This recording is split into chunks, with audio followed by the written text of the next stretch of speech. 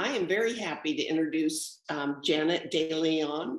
She has, what, Janet, 16 years of experience in nonprofits?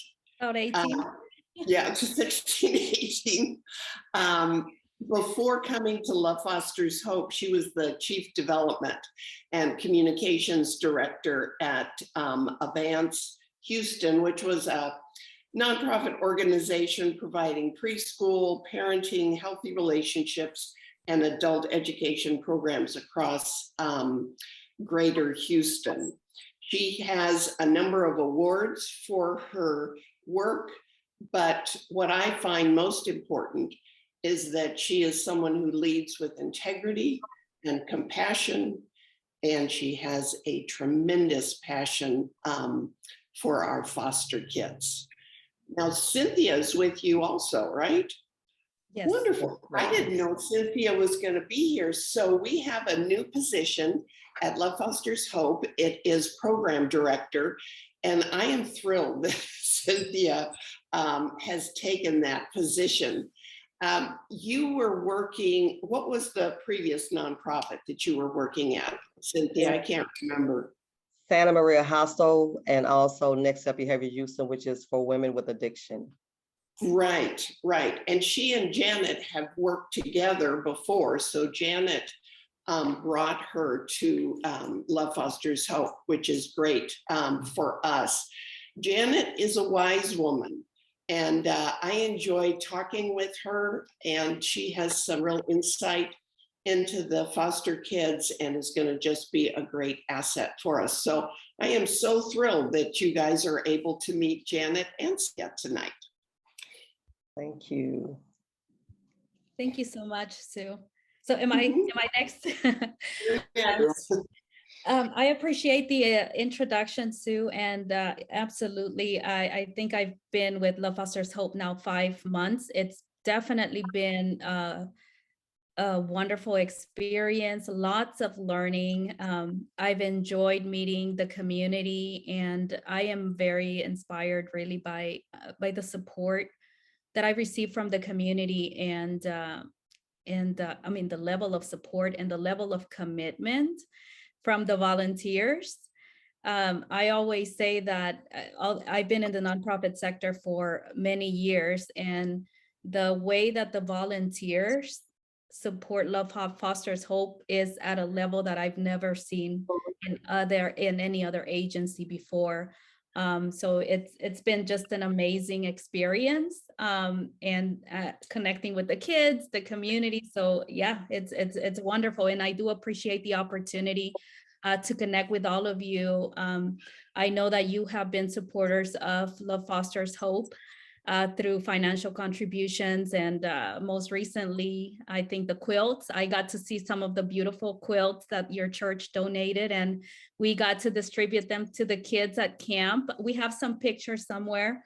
I know we took some pictures, so I'll make sure to bring back and share them with you all if we haven't been able to do that. And I know that you all have supported our transitional home, so I definitely appreciate that very, very much.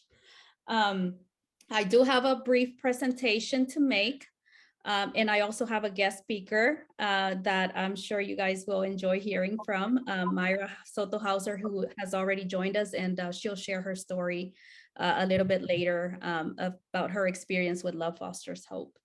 So I will go ahead and share my presentation.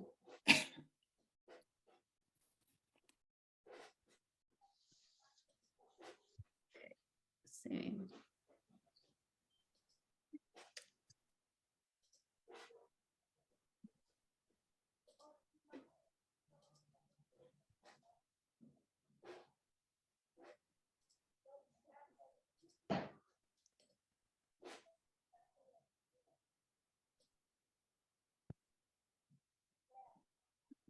So I know it's on my desktop and it's not showing up for some reason.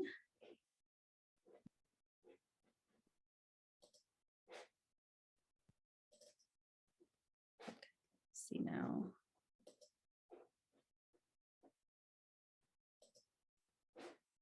Okay, here we go. Can you all see my screen? Yes. Okay, perfect. Okay, so Love Fosters Hope has been transforming lives for 22 years. So the organization started with Cindy Miracle, and I believe Sue also was involved as volunteers, just putting together the camps. So it became that's how the organization started. And then because there was definitely a need for serving the kids, then the organization became established as a 501c3 in 2012. And so our mission is to provide hope and healing to kids and teens in foster care. And our vision is for foster children and youth to develop into healed, educated, and independent adults with hope for their future as a result of camps, mentoring, and practical support. And I will share a little bit more about our programs and what they mean. So why do we exist?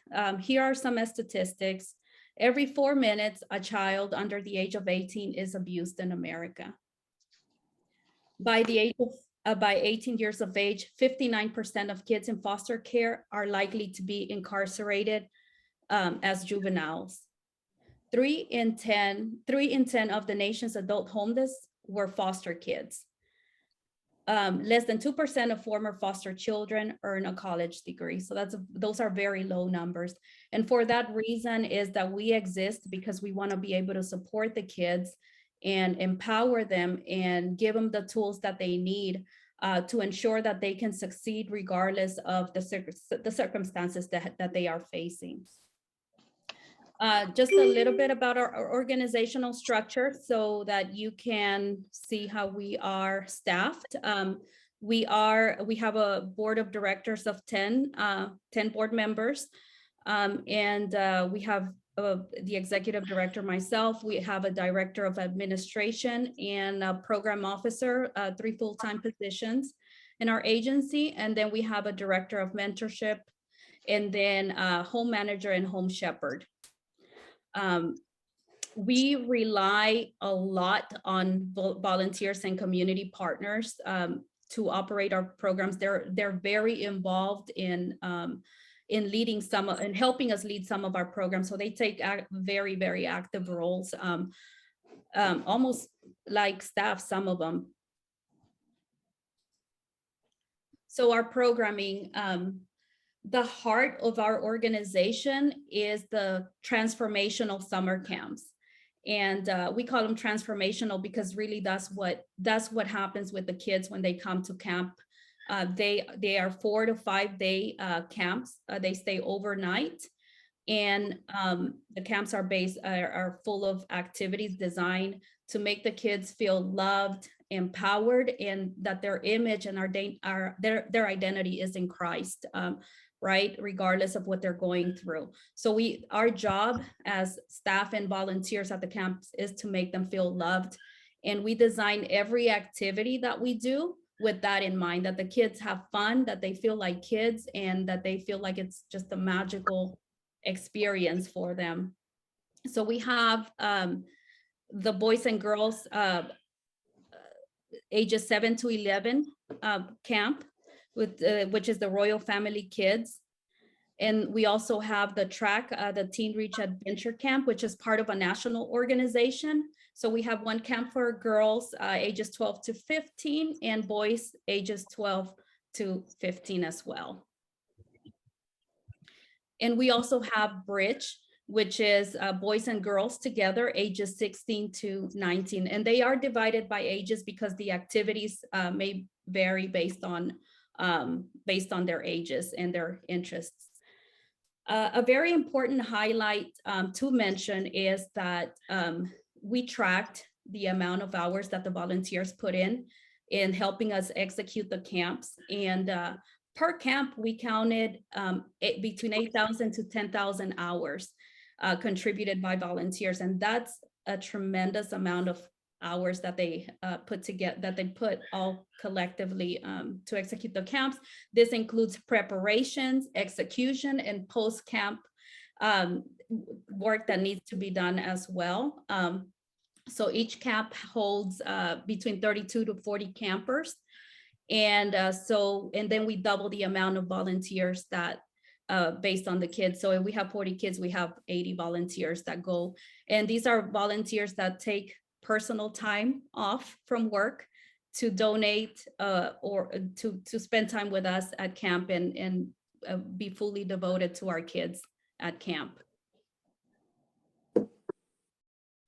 Some of the features of our camps, we have birthday celebrations.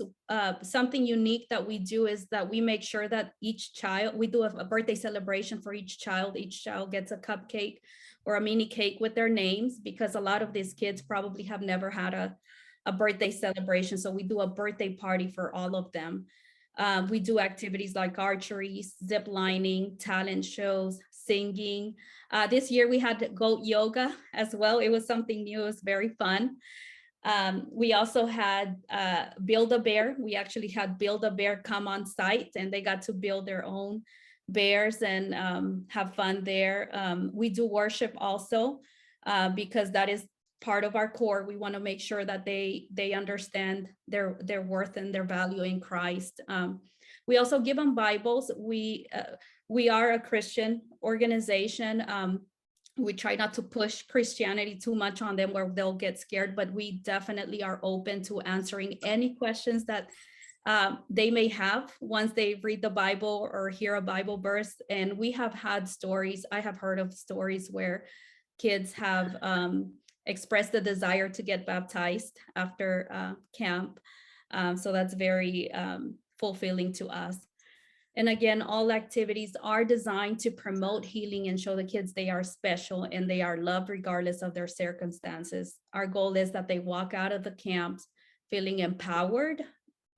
One of the things that we do is that we have photographers on site that take pictures of every camper doing activities, and then we put together a photo album for them. So every camper walks out of camp with a photo album, specifically with photos of all the activities that they did. And we all write notes telling them how special they are. So they take that as a keepsake, and they can go back to it any time of the year to read it and remember their experience with our organization, and especially reading their notes, right? The messages that the volunteers write for them.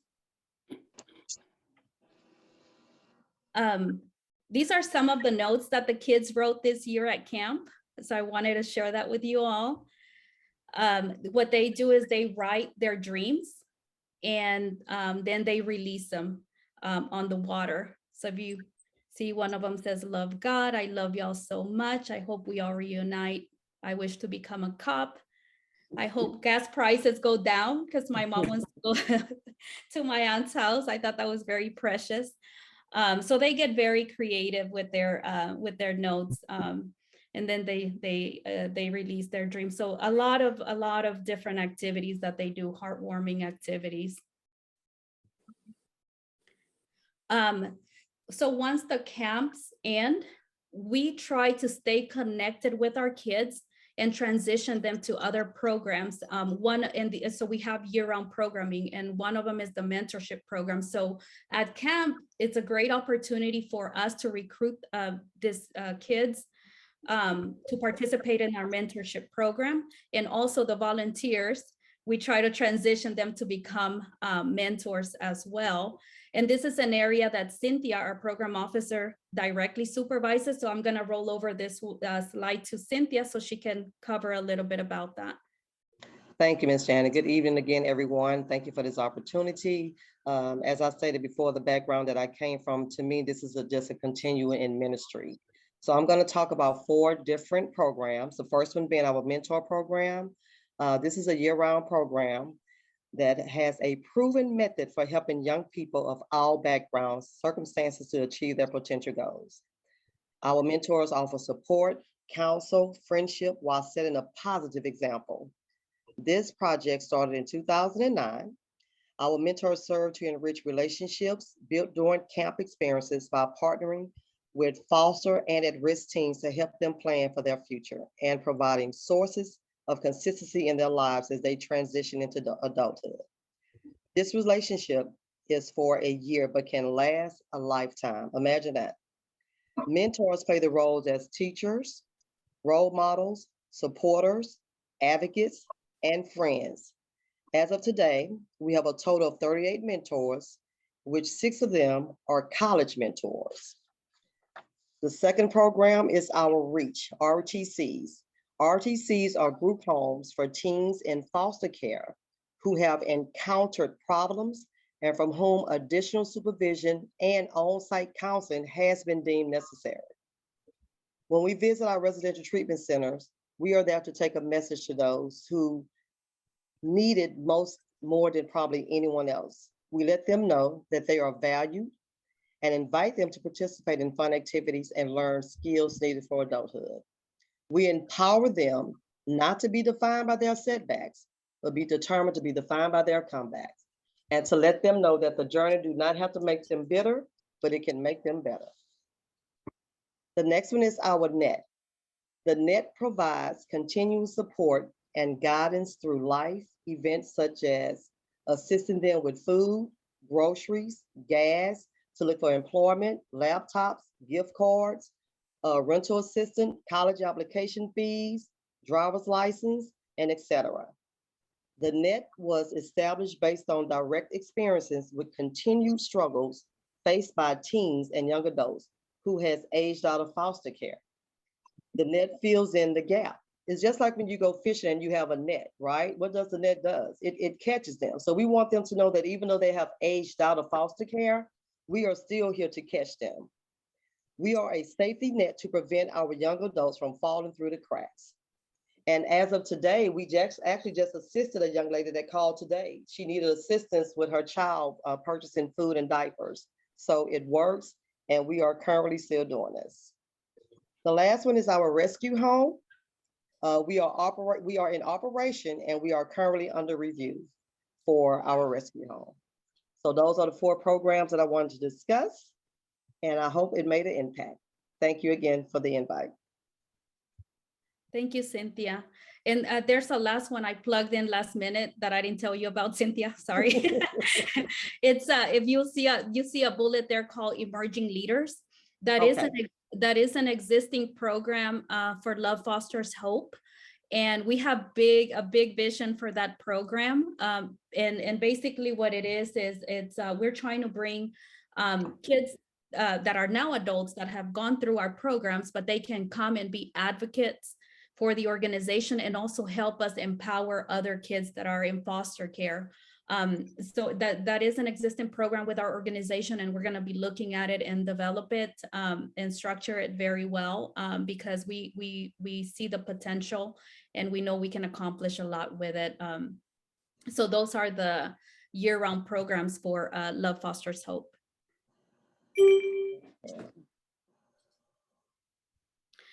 And now it is my pleasure to introduce our success story, Myra Soto Hauser. Myra embodies our mission. She started with Love Fosters Hope attending camps, and she's been involved, I think, in almost every area of the organization. And we are so blessed to have her be involved with our programs and helping us in many areas. And I had the pleasure of meeting her when I had just joined the organization. So I will let her share her story. Thank you, Janet. And again, thank you guys for allowing me to speak. So to just kind of touch base on how I got here. So I started doing camps the first year they had track camp. And so needless to say, I was very adamant. I've never been to a camp before, so I didn't know what it was like. And my foster mom didn't tell me I was going to a camp. She just told me to pack a bag and then dropped us off at the CPS office. And we lived in Blanket at the time, which is from Brownwood, which is 3-4 hours away. So we had a long trip to come to the Woodlands. And so I was the ringleader. I was no one's gonna have fun. This is a bunch of people who are just trying to get something out of foster kids. I was nobody does something out of kindness of your heart. I had been in foster care since I was 5, and like I was 12 now, and so I had a very hard heart, if that makes sense.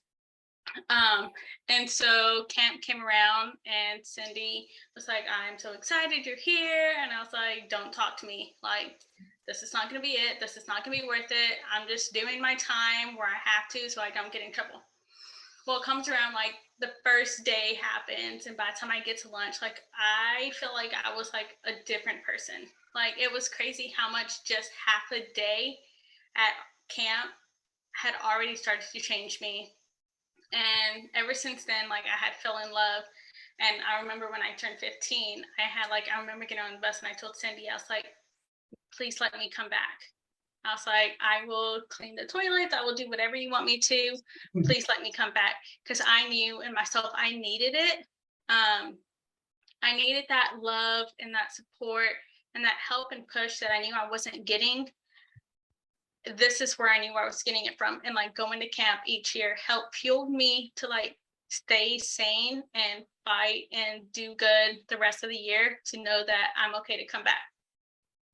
So it ended up, I like told Cindy, and then they ended up making the bridge camp, and we like dreamt of what it was going to be like, what it should do and everything like that.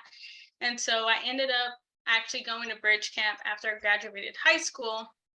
And it was fun. Like, I ended up graduating salutatorian of my class, just because on how much love they put into me. Because I was just like, you know what? Yes, I'm going to be this awesome person. I'm going to do this because I know I can. And it was basically a watch me. Like, you can tell me I'm not this type of person and this is what I'm going to be like. I'm going to end up in jail, blah, blah, blah.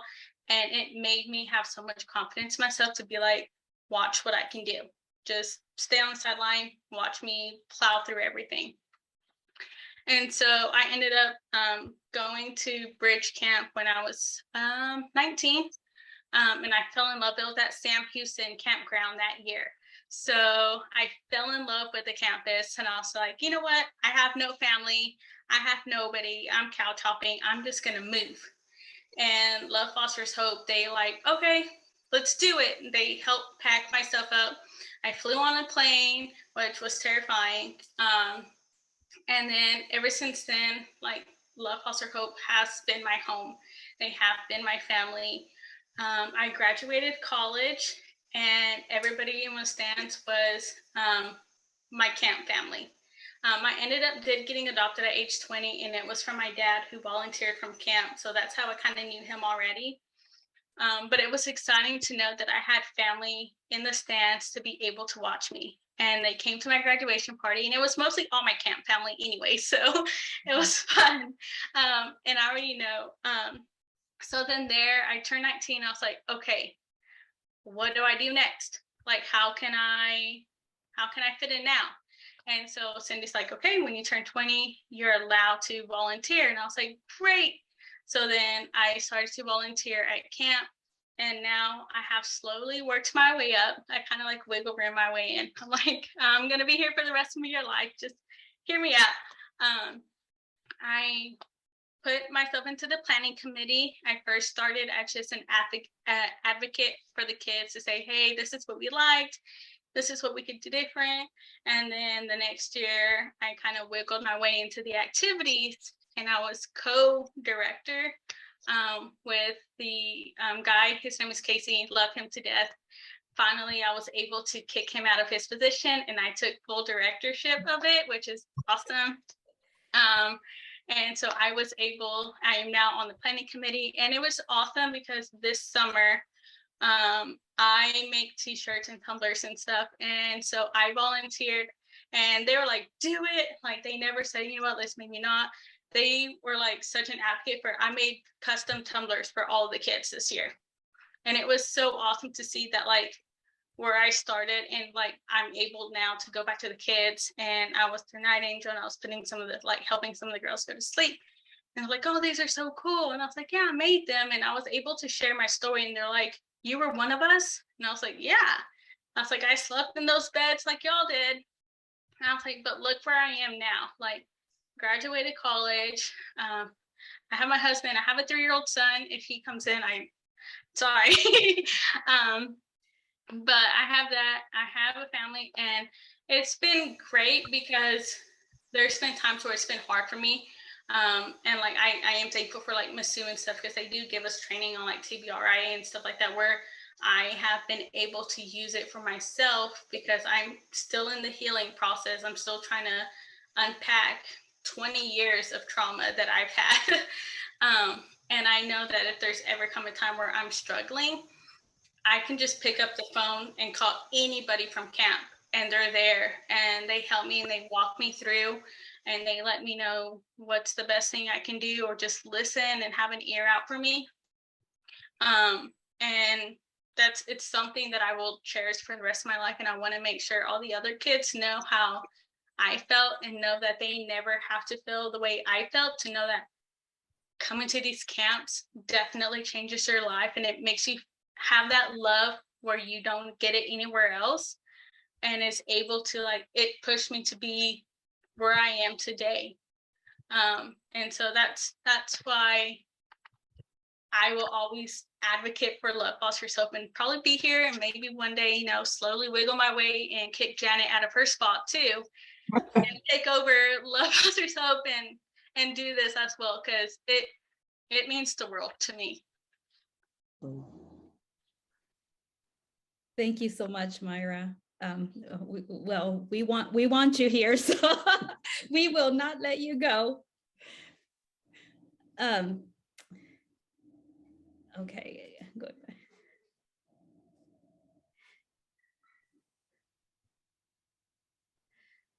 And so how are our programs possible? We have two major fundraisers. We have an annual gala and a Run for Hope, which just took place last month. The Run for Hope in our annual gala is coming up in 2023. We rely on funding from smaller events, corporate donations, individual donations, foundations, and volunteers. How can you help us? We have upcoming events. We have coming soon, we have the Jingle Bell Christmas, and it is an annual event, so most likely you have heard of it or have been involved in the past. We are recruiting volunteers for that event, and we do it in collaboration with 5 other organizations. We also have Giving Tuesday on which is on November 28th. That we're gonna be launching that campaign. And we are also signing up volunteers for our 2023 camps. So it's never too early to begin signing up for the camps. And we do have the dates already, which we would be happy to share with you after this meeting. And also you can become a monthly giver, sign up. If you want to donate even small amount, it doesn't matter. We appreciate every single donation that comes in.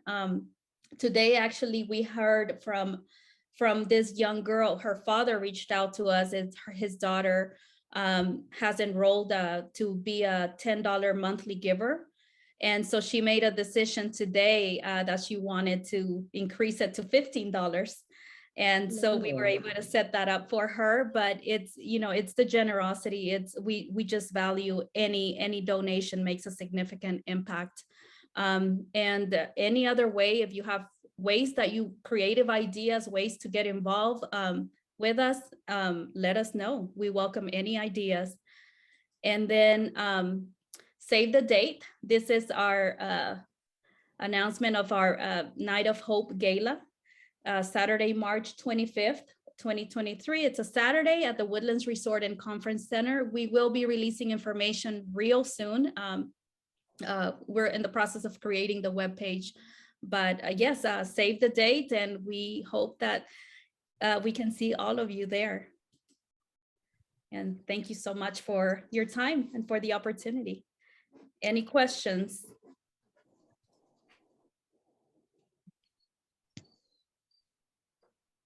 Thank you for that wonderful presentation. It was so great to hear from the 3 of you, and for taking the time tonight to share the awesome work you're doing with the committee.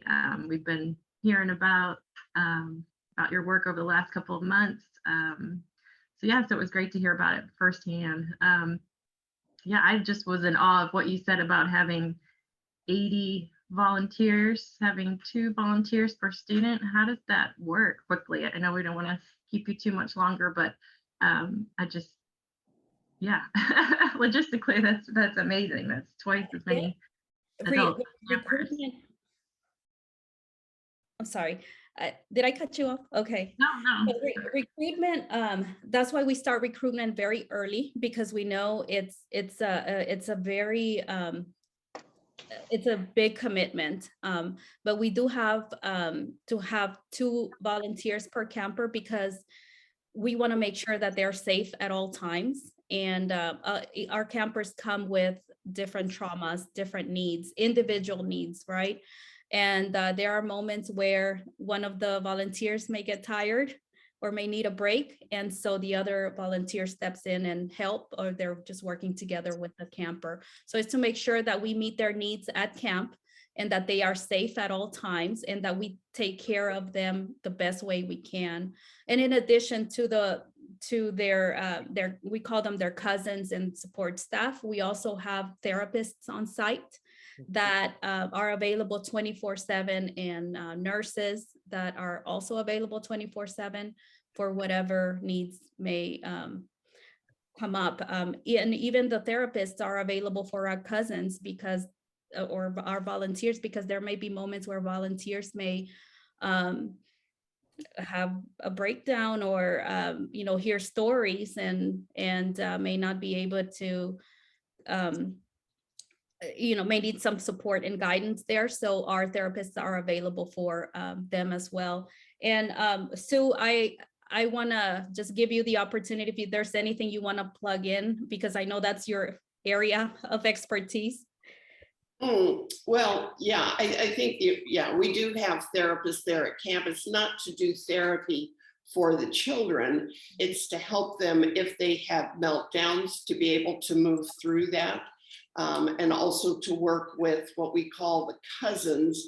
And just to clarify what Janet was saying, we have 1 cousin per 2 campers. We have additional staff to help with that, but the structure is one cousin per for every 2 campers. So I would spend my time also helping those cousins if they run into any problems. Thank you, Sue. Mhm.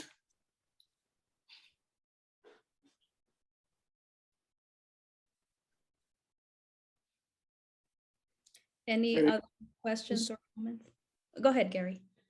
I'm just asking the same thing. Do we have any other questions?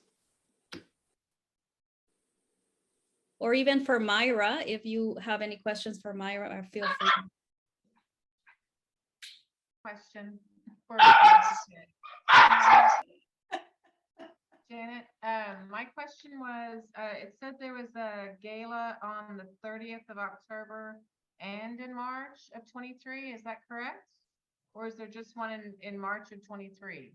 March. It's March 25th.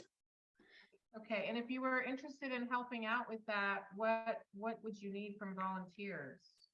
So I will be working on, this is my next project that I'm going to be working on. I'm going to be putting a committee together. And then once we put the committee together, we're going to put a breakdown of assignments, but we're going to need help in all areas, from decoration, organizing, silent auction. There's going to be multiple areas where we'll need help. Janet, should they contact you directly then if they would like to help? Yes, please. Yeah. Send me an email. My email is pretty easy, janet@lovefostershope.org. That is easy. Like y'all are doing wonderful work. Yeah. Thank you. Thank you.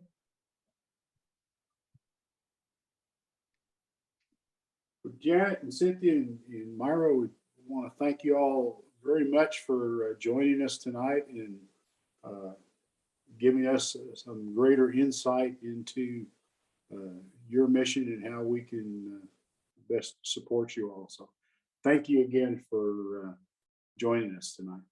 Thank Yeah. you. We appreciate the opportunity. Have a good evening. Thank you for having us.